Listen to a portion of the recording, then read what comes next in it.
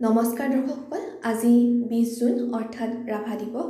আজিৰ দিনটোতে 1969 চনত বিষ্ণুপ্ৰসাদ ৰাভাৰ মৃত্যু হৈছিল আৰু তেখেতৰ মৃত্যুৰ বাৰ্ষিকী আমি ৰাভা দিৱস হিচাপে পালন কৰি আহিছোঁ। আজিৰ দিনটোত তেওঁলৈ জনাইছোঁ অকৃত্ৰিম শ্ৰদ্ধাঞ্জলি। সমাজ জীৱনলৈ তেওঁৰ অৱদান অনস্বীকাৰ্য আৰু তেওঁ সদায় আমাৰ জাতিসত্তাৰ মাজত বিয়পি থাকক। তেওঁলৈ শ্ৰদ্ধাঞ্জলি জনাই আজিৰ দিনটোত তেওঁৰ ৰচিত এটি কবিতা পাঠ কৰিছোঁ। কবিতাৰ শিৰোনাম এটুপি চকুলো মোৰ যে কেৱল। এটুপি চকুলো মোৰ যে কেৱল, সেয়ে মোৰ তাজমহল। প্ৰণয়েৰে ভৰা, বেদনাৰে গঢ়া, খানত চিৰ উজ্জ্বল। বিৰহ নৈৰ পাৰতে, প্ৰেম খালিৰে বুকুতে, গঢ়িলো যতনে চকু পানী খানি, স্নিগ্ধ স্মৃতিৰ দেউল, বাদচাহৰ যে এজনীহে তাজ।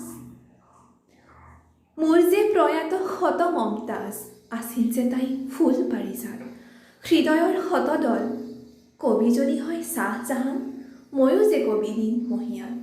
শিলৰ কবিতা নহয় মোৰ দান, এটুপি লোহে কেৱল, সেয়ে মোৰ তাজমহল। ধন্যবাদ।